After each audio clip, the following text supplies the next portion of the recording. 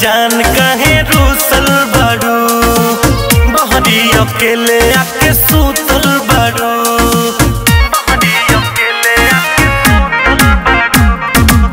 जानू से जान कहे रूसल बारू, बहरी अकेले आके सूतल बारू। क्या है प्रॉब्लम बता दीजिए ना।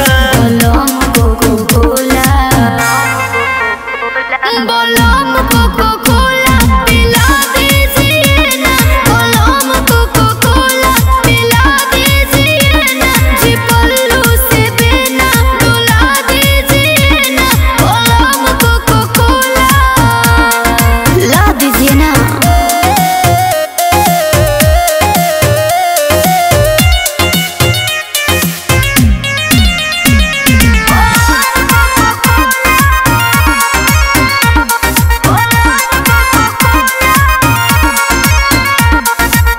चलो ना शॉपिंग करा दूंगा मैं जी, चल के सिनेमा दिखा दूंगा मैं जी। आप मुझे अपनी बातों में फुसलाइए मत, समझे। चलो ना शॉपिंग करा दूंगा मैं जी, चल के सिनेमा दिखा दूंगा मैं जी। जुल्मी ये गर्मी सता रही है जी, मेरी बेचैनी बढ़ा रही है जी, मेरी बेचैनी बढ़ा रही है जी। प्यार का जैसा सिला दीजिए ना। बोलम कोको कोला,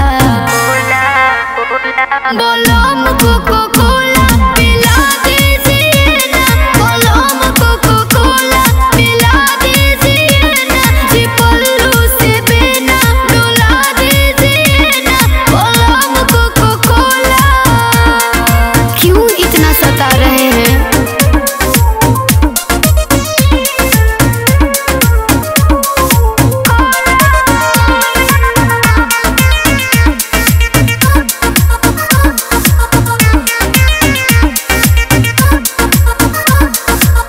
रोवो ना कजरा ये छूट जाएगा जी, रेड लिपस्टिक भी सूख जाएगा जी। तो आप मेरी बातों को मानिए ना।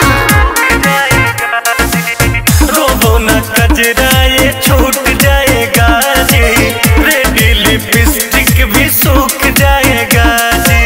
महके बदन